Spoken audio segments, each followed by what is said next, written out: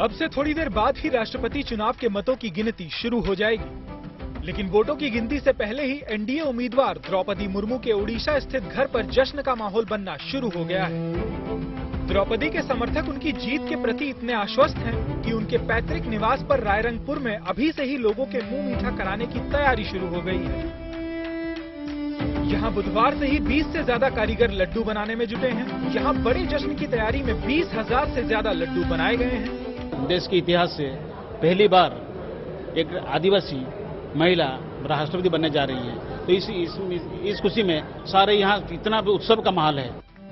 राष्ट्रपति चुनाव की वोटिंग के दौरान एनडीए उम्मीदवार द्रौपदी मुर्मू का पलड़ा भारी रहा है। ऐसे में आज उनकी जीत की पूरी संभावना है। मतगणना का बेसब्री से इंतजार कर रहे उनके समर्थकों का कहना है कि द्रौपदी की जीत के बाद जश्न के दौरान सभी का लड्डुओं से मुंह मीठा कराया जाएगा।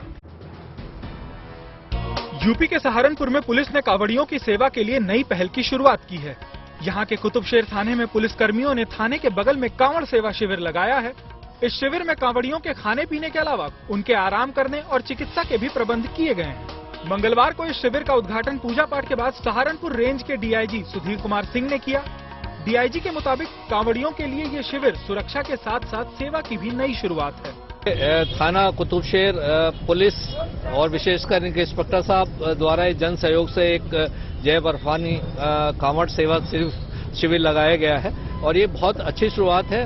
पुलिस जितने भी हमारे कांवड़ियां हैं, शिव भक्त हैं, सबको सुरक्षा मुहैया करा रही है। कुतुबशेर थाने की पुलिस ने कुछ समाज सेवियों के सहयोग से यह शिविर लगाया है। इस शिविर में हरिद्वार से हरियाणा, पंजाब व हिमाचल की ओर कांवड़ लेकर जाने वाले शिव भक्तों के लिए सुबह के समय नाश्ता और दोपहर और रात के खाने के अलग अलग तरह के व्यंजन भी परोसे जाएंगे।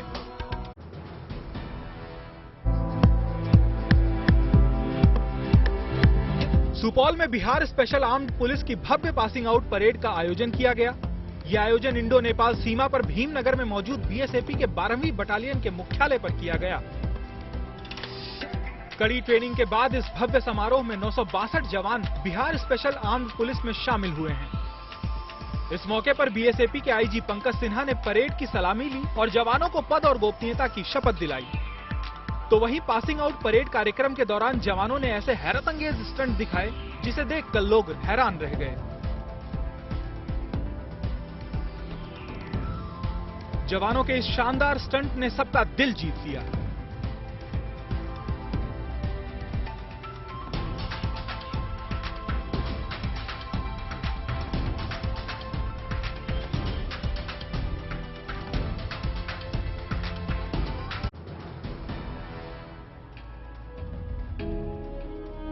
आजादी के अमृत महोत्सव के तहत बापू की चंपारण यात्रा की याद में मोतिहारी रेलवे स्टेशन पर आइकॉनिक वीक मनाया जा रहा है, जिसके तहत रेलवे स्टेशन और उसके आसपास के इलाकों में कई तरह के कार्यक्रमों का आयोजन किया गया। दरअसल आजादी के स्वतंत्रता संग्राम में महात्मा गांधी का चंपारण सत्याग्रह मोतिहारी रेलवे स्टेशन से जुड़ा हुआ है। 15 अप्रैल 1917 को महात्मा गांधी मोतिहारी स्टेशन पर उतरे थे और इसी स्टेशन से चंपारण सत्याग्रह की शुरुआत हुई थी। बापू की उसी रेल यात्रा की याद में मोतिहारी स्टेशन से 23 जुलाई को एक स्पेशल ट्रेन भी चलाई जाएगी। जिस रेलगाड़ी से बापू धाम मोतिहारी में आए थे वो तो इस समय नहीं चलती है। उसी प्रकार की एक रेलगाड़ी, एक स्पेशल ट्रेन को हम अपने 23 जुलाई को एक सिंबॉलिक रूप में हम एक प्रस्तुत करेंगे। इसके अलावा इस मौके को खास बनाने के लिए कई सांस्कृतिक कार्यक्रमों का आयोजन भी किया जा रहा है, जिसमें मोतिहारी के युवा बढ़ चढ़कर हिस्सा ले रहे हैं।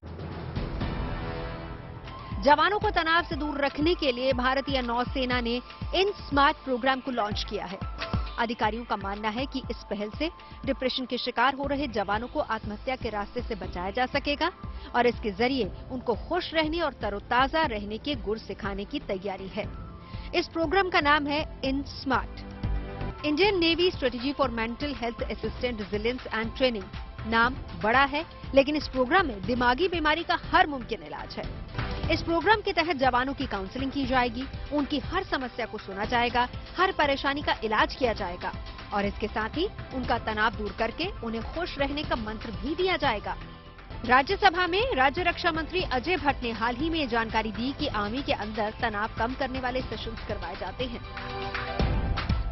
जिसमें मनोचिकित्सकों के जरिए कमांडरों और जवानों में तनाव कम करने के लिए सेशंस का आयोजन होता है। इस प्रोग्राम में बड़ी संख्या में जवान हिस्सा लेते हैं। भारत का पहला इंसानों को उठाकर उड़ने में सक्षम ड्रोन बनकर तैयार है। प्रधानमंत्री नरेंद्र मोदी ने इंसान को लेकर उड़ने वाले ड्रोन का डेमो देखा। वरुणा नाम के इस ड्रोन को एक स्वदेशी स्टार्टअप सागर डिफेंस ने बनाया है। इस ड्रोन को इंडियन नेवी के लिए बनाया जा रहा है।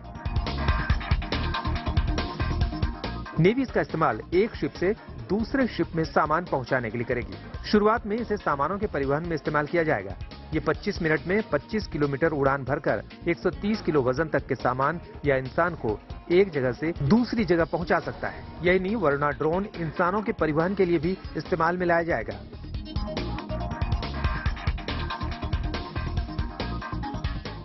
इंसान को सिर्फ इसमें बैठना होगा, इसके अलावा उसे कुछ नहीं करना है। उसे ड्रोन एक जगह से दूसरी जगह ले जाएगा। इसे रिमोटली ऑपरेट किया जा सकता है। आतंकवाद और नक्सलवाद देश के सामने एक बड़ी चुनौती रही है, लेकिन गृह मंत्रालय ने गुड न्यूज दी है। सरकार के मुताबिक पिछले कुछ वर्षों में आतंक पर लगाम लगी है और पिछले करीब एक दशक में नक्सली हिंसा में लगातार कमी आई है। नक्सली या वामपंथी उग्रवाद से जुड़ी हिंसा की घटनाएं 2009 में 2258 दर्ज की गई थी, जो कि 2021 में सिर्फ 501 दर्ज की गई हैं। इस तरह पिछले 12 वर्षों में इनमें 77% की कमी आई है। साल 2010 में नक्सली हिंसा में 1005 लोगों की जान गई थी, लेकिन 2021 में 147 लोगों की मौत हुई, यानी करीब 85% की कमी आई है। करीब एक दशक पहले देश के 96 जिले नक्सली हिंसा से प्रभावित थे, लेकिन 2021 में 46 जिलों में ही हिंसा की सूचना मिली है। इसी तरह पिछले 4 वर्षों में जम्मू कश्मीर में आतंकी हमलों में कमी आई है। 2018 में 417 आतंकी हमले हुए थे, जबकि पिछले साल यानी 2021 में 229 आतंकी हमले हुए। पिछले कुछ दिनों से मौसम की दगाबाजी से लोग परेशान थे। तापमान 32 से 36 डिग्री सेल्सियस ही रहता, लेकिन उमस भरी चिपचिपी गर्मी से असल असर 45 डिग्री सेल्सियस के पार पहुंच चुका था। राहत की उम्मीद बरसात से थी और बूंदों ने इस उम्मीद को पूरा करने में कोई कसर नहीं छोड़ी। धरती की प्यास बुझते ही गर्मी भी कम होती महसूस हुई। बारिश के बाद तापमान 25 डिग्री सेल्सियस तक सिमट कर रह गया, जो बारिश का दौर शुरू होने से पहले 35 डिग्री से भी ज्यादा था। मौसम विभाग ने 20 जुलाई से तेज बारिश की भविष्यवाणी कर रखी थी। येलो अलर्ट भी जारी किया था। 20 से 27 जुलाई के बीच दिल्ली एनसीआर में तेज बारिश की उम्मीद है। बारिश के इन 7 दिनों में तापमान 25 से 27 डिग्री सेल्सियस के बीच सिमटा रहेगा। 23 से 27 जुलाई के बीच बहुत तेज बारिश की भविष्यवाणी है। दिल्ली में बरसात को लेकर मौसम विभाग का पूर्वानुमान कई बार गलत साबित हुआ, लेकिन इस बार तीर सटीक निशाने पर लगा और केवल दिल्ली ही नहीं, यूपी बिहार में भी अगले 7 दिनों में तेज बारिश का अनुमान है। यानी देर से ही सही, लेकिन सावन झूम कर आया है। महाराष्ट्र के चंद्रपुर में बाढ़ और बारिश से कोहराम मचा हुआ है। पिछले 2 दिन से यहां रेस्क्यू ऑपरेशन चलाया जा रहा है। एनडीआरएफ की टीम और पुलिस के बचाव दल अब तक 600 लोगों का रेस्क्यू कर चुके हैं। ये तस्वीरें चंद्रपुर के भद्रावती तहसील की है।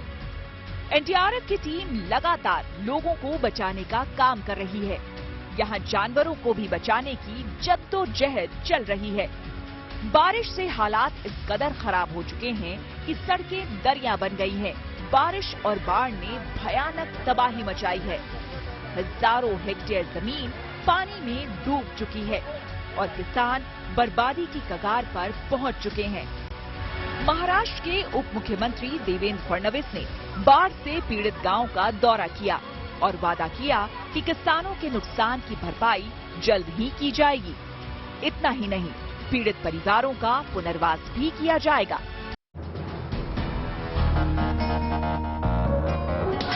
राजस्थान के बूंदी जिले के कलेक्टर रविंद्र गोस्वामी की चर्चा इन दिनों पूरे इलाके में हो रही है। असल में रविंद्र गोस्वामी हर दिन अपने दफ्तर में आम लोगों की समस्याएं सुनते हैं और उनका निपटारा करते हैं। लेकिन जब हिंडोली के रहने वाले दिव्यांग बाबूलाल अपनी शिकायत लेकर कलेक्टर के पास पहुंचे, तो डीएम रविंद्र गोस्वामी ने पहले उनके बैठने के लिए व्हील चेयर मंगवाई और फिर उनकी परेशानी सुनी।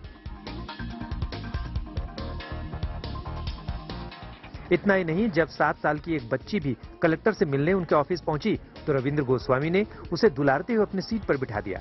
साथ ही उसे एक वाटर बॉटल भी तोहफे में दी।